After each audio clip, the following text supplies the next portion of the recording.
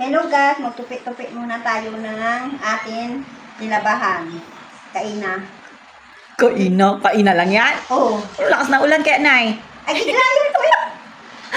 Ha? Ay, gindrayer ko. Oo. Ano naman yan? Kanina lang yan? Hapon. Siguro artista na ako guys. Kasi hindi tulog na, matupit pa tayo. Matupi pa guys, parang may video lang. Oo. O, di ba? Artista na siguro ako sa buong mundo. O, kilala ka na, Nay. Kasi nagtulog na na. Alas 9 na, matupit pa tayo. Parang walang kalat. Bawat hakbang video. Mm. Siyempre kailangan na hindi mawawala sa mata ng mga tao kung ano yung ginagawa mo. Eh, mag-alis ako. Natulog lang ako. Natingnan. Oh, yung Bakit di natingnan nila ako? oh, siyempre artista ka nga. Grabe, ano kaya ng artista ako, ah? Ano sa inyo, guys? Ano sa palagan nyo? Pasikat si Nanay, guys, di ba? May nag-ano sa pamangkin ko nga, ikaw na nag-heart. Nag-heart siya? Grabe yung ulan, tuloy-tuloy, no? Simula nung Friday, nakaraan pa, hindi pa Friday, tag-ulan na kasi. Oo. Tayo ano. Naka? Yung daan natin, hindi pa natatapos gawa. Hindi. Ay, hindi pa tapos daw sa baba. Hindi, lagyan pa nga nila ng ano eh. Na kung wala lang yan nag-ulan. Talaga tuloy-tuloy ang trabaho nila. Tapos talaga. Guys, anong napapansin nyo kay Nanay, guys? Oh, mapayat ba siya or nadadagdagan yung kanyang ano? Mapayat na. Oh, mapayat na raw siya, guys. Naniniwala ba kayo? Oo. Talaga. Payat na nga. Diet na nga kami ni Nanay, guys. Eh. More on ano na lang kami, gulay-gulay para hindi kami magkasakit. Kasi tumatanda na kami ni Nanay. Eh. Kayo rin ba, guys? Ganun. Ganun naman daw talaga. Pagka nagkakaedad na, dapat ingatan na natin yung mga nakain natin araw-araw. Pwede naman tayo kumain ng karne, pero wag lagi.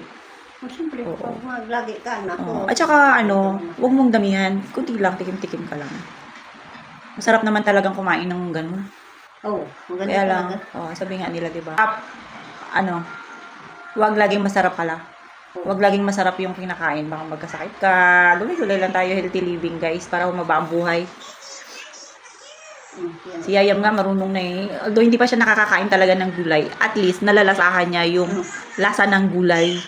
Try ko yun siya. Oo, hahanap-hanapin niya rin. Lagyan ko siya ng gulay. Di ba, hinahanap-hanap niya yung lasa ng gulay pagka hinalo sa mga isda, sa karne, ganun.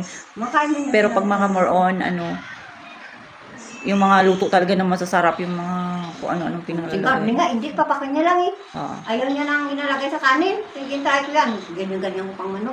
Oo. Sus, pag ganyan ka, Oh, ayaw niya talaga. Oo. Gusto niya yung lutong bahay lang talaga. Ayaw niya nung nakabili ka sa iba. Oo, ayaw niya pag bumibili.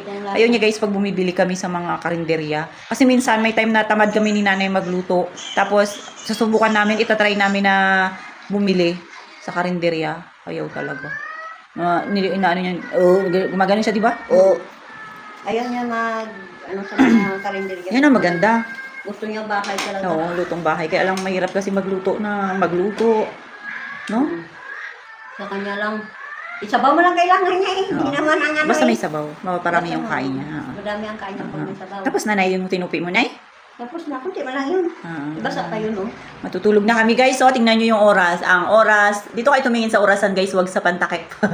Ang oras ay alas 9:20. So, matutulog na kami, guys. Good night na muna. Oh, thank you ko, Nanay. Bye-bye, Nanay. Bye-bye, guys. Good night. Good night, pero nagliligpit-ligpit pa rin. Ganyan talaga. Ganyan kami, guys, dito sa bahay. Sabi mo, good night, pero parang ayaw tigilan yung trabaho.